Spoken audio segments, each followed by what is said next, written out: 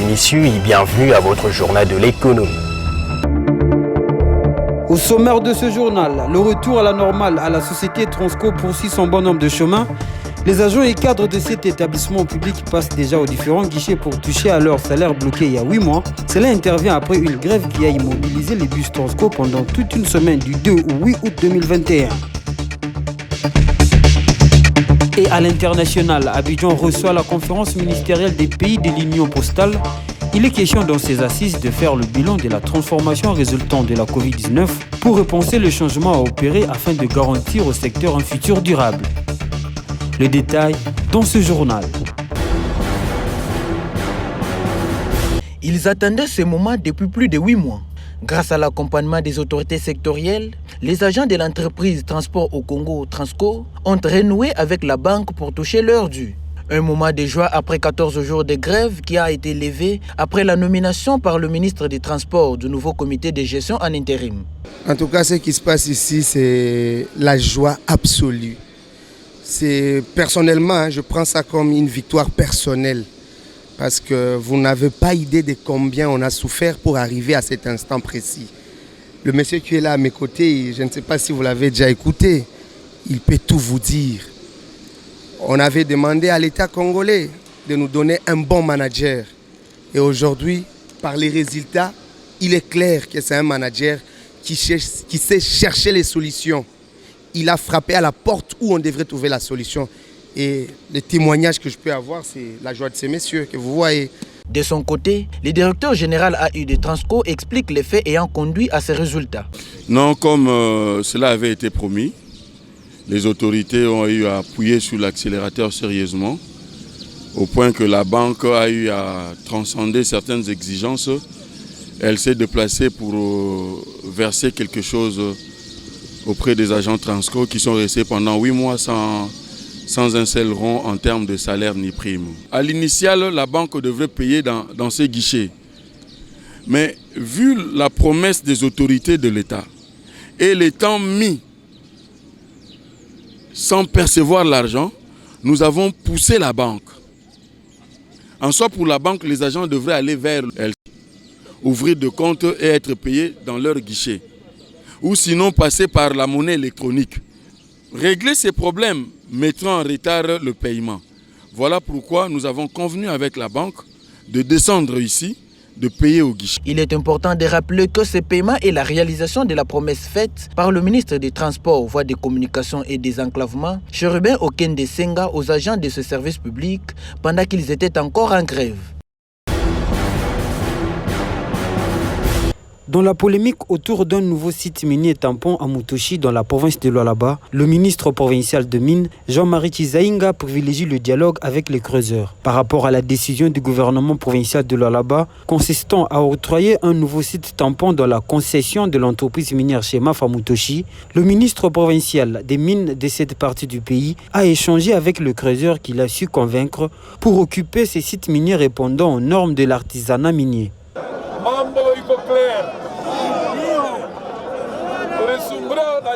Tout est clair, on a parlé avec le dirigeant de Chemaf. Je leur ai dit que les creuseurs ont des familles, on ne peut pas les faire sortir de là. Il faut privilégier le dialogue. Au nom du gouvernement provincial, on a trouvé une solution. Nous leur avons attribué un espace pour travailler, mais aussi les limites. Vous pouvez rentrer dans les carrières en respectant les limites des Chemaf. Déjà, le ministre provincial note un point positif, car la plupart des creuseurs vident déjà le lieu. Les creuseurs vont libérer l'espace dont Chemaf a besoin pour le dépôt de minerais qu'ils sont en train de construire. Nous avons remarqué que la plupart des creuseurs ont déjà quitté et nous sommes allés les remercier. Il y a d'autres creuseurs qui ne veulent pas quitter, mais déjà 80% d'entre eux ont déjà accepté de libérer le site. En effet, ce processus d'occupation du nouveau site par Chemaf doit se faire en libérant les sites Kazembe, Kandimba et Roues.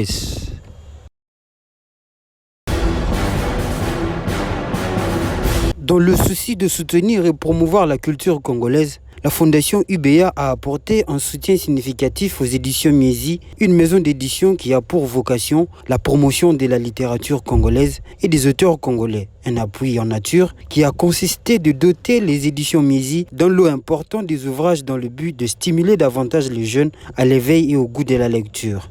En fait, ici, nous sommes venus contribuer à l'ambition des éditions Miezi, hein, qui est une ambition noble, qui est une ambition, je dirais, de s'ancrer dans la vie sociale du pays au travers la lecture. Donc, raison pour laquelle nous avons identifié, je dirais, ces éditions et l'association pour laquelle nous venons, je dirais, partager. Pour sa part, le responsable des éditions Miezi s'est dit heureux de recevoir la Fondation UBA dans ses installations et du soutien lui apporté dans le cadre de sa mission. Nous sommes heureux de recevoir la Fondation UBA à notre siège ici dans nos locaux parce que notre ambition, ça a toujours été de poser le premier pas, sachant que c'est une ambition qui exige du soutien, mais nous avons souhaité commencer quelque part et être rejoints dans cette mission parce que forcément c'est une mission qui concerne, nous étions sûrs que cette mission toucherait d'autres personnes, d'autres institutions et nous sommes heureux aujourd'hui de recevoir la Fondation UBA. C'est la preuve qu'effectivement la Fondation a été sensible à cette mission. UBA fournit des opérations bancaires ininterrompues depuis 1948. Depuis sa fondation, elle est au service des ménages, des entreprises et des communautés africaines. Par cet acte posé à l'endroit des éditions Miezi et tant d'autres qu'elle pose à travers le pays et l'Afrique, la Fondation UBA, qui est une branche des responsabilités sociales des entreprises du groupe UBA, United Bank for Africa, s'affirme non seulement comme une structure bancaire efficace, mais aussi une entreprise qui s'intéresse aux communautés dans lesquelles elle opère. C'est au bureau de la FEC Butembo vers 10h que le directeur provincial de l'Office congolais de contrôle Nord Kivu a communié d'abord avec la délégation des opérateurs économiques conduite par leur président Poligar Pendivito. André Zinga a présenté à ses interlocuteurs la mission de l'Office congolais de contrôle et sa collaboration avec la DGDA. Vers 12h heure locale, André Zinga a échangé avec les déclarants. Les deux partenaires ont décidé de fumer la calumet de la paix, indique André Zinga. Nous sommes venus pour harmoniser des vues, pour renforcer notre collaboration et éviter de connaître l'incident qui s'était produit au mois de mars. À l'ordre ou à l'instruction du gouverneur de province qui a voulu qu'on puisse venir échanger avec notre partenaire là. Et c'est fait. L'OCC qui a comme mission la protection de la population doit assister au déchargement de tout véhicule qui vient de l'extérieur. Les déclarants en douane ont promis à l'issue de cet entretien de collaborer avec l'Office congolais de contrôle. Matata Alias et Jano Mouiwa sont respectivement présidents de la CAD du Nord Kivu et à Butembo. Nous venons de parler, nous venons d'apporter quelques problèmes que nous avons. L'OCC a promis, nous avons promis aussi de vivre un climat de collaboration avec l'OCC. Comme partenaire, on règle toujours les malentendus en amiable. La FEC Butembo s'est dit satisfaite de la rencontre avec le directeur provincial de l'Office congolais de contrôle, Poliga Pendivito, et les responsables de cette structure. Nous sommes satisfaits de ces réponses. La loi en la matière, elle est là, mais il faut également le dialogue qui rencontre le climat des affaires. Comprenez-nous, les opérateurs économiques, nous évoluons dans un climat des affaires très hostile. Le directeur de l'Office congolais de contrôle Nord Kivu s'est accompagné à Butembo par le chef d'agence de cette entreprise publique à Beni, M. Paulin Kasserika.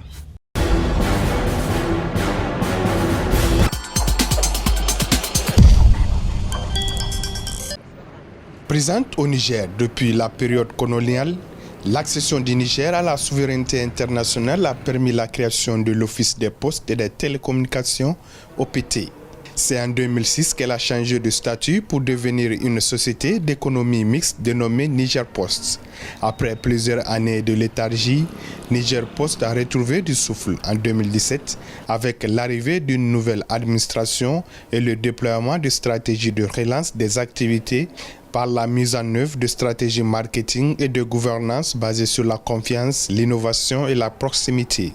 Ainsi, entre 2017 et 2018, l'entreprise postale a connu une hausse significative de son chiffre d'affaires prévisionnel, passant de 900 millions de francs CFA en 2017 à 3,2 milliards de francs CFA en 2018, consacrant une hausse de 255,5% pour l'entreprise nigérienne en un an seulement. On s'est dit pourquoi pas ne pas investir dans les grosses marchandises, puisque la plupart de nos produits, même si aujourd'hui on a un important trafic d'import, on s'est dit qu'il faut qu'on se place sur ce secteur-là. C'est ce qui a fait qu'on a créé une expertise en notre sein à travers un produit qu'on appelle Logistique Post.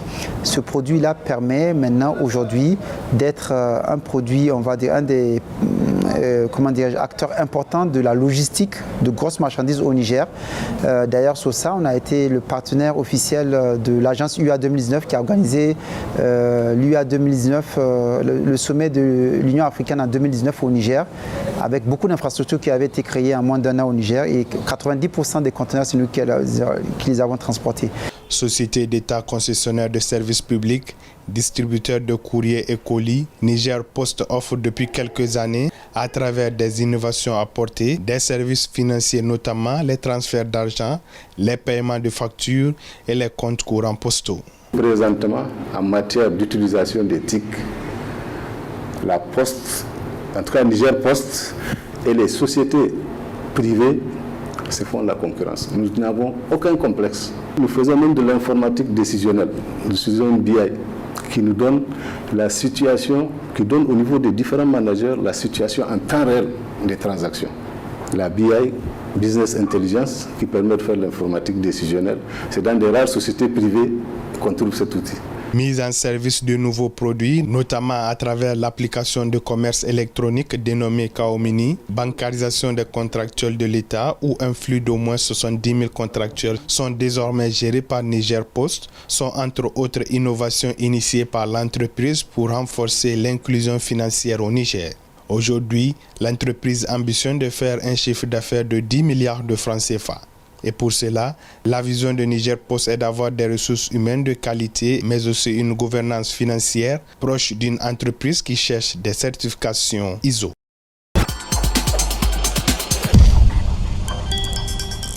C'est la 3e conférence ministérielle des pays membres de l'Union postale qui a ouvert les discussions thématiques autour de l'avenir postal, avec pour thème Covid-19 et secteur postal, ce qui a changé, ce qui n'a pas changé et ce qui doit changer. C'est l'occasion de faire le bilan des transformations résultant de la crise sanitaire du Covid-19.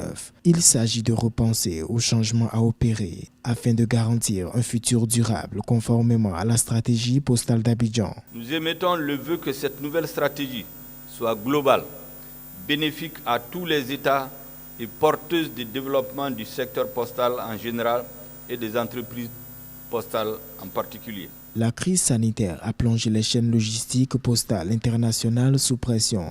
Entre le 23 janvier et le 14 mai 2020, les échanges internationaux ont chuté de 21% par rapport à la même période en 2019. La stratégie postale d'Abidjan est la promesse d'un avenir meilleur, alors que les activités postales sont frappées de plein fouet par la pandémie du Covid. La pandémie a remis en cause toutes les projections optimistes de croissance de l'économie mondiale, avec des impacts socio-économiques désastreux, tandis que les indicateurs macroéconomiques ont chuté à des niveaux jamais atteints depuis plusieurs décennies. Le taux de croissance de l'économie mondiale est passé de plus 2,8% en 2019 à moins 4,4% en moyenne en 2020, soit une baisse de plus de 7 points de pourcentage dans le secteur postal. Au vu du rôle essentiel des services postaux pour le fonctionnement de base de la plupart des économies, l'Union postale universelle s'inscrit dans une dynamique de réinventer les échanges avec la mise en place d'une nouvelle organisation afin de permettre le maintien et l'amélioration des services essentiels. Mesdames, Messieurs, c'est ici que ce journal prend fin. Place au rappel des titres.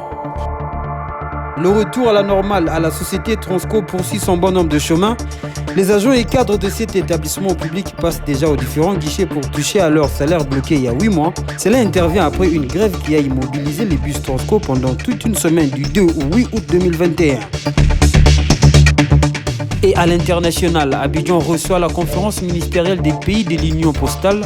Il est question dans ces assises de faire le bilan de la transformation résultant de la Covid-19 pour repenser les changements à opérer afin de garantir au secteur un futur durable.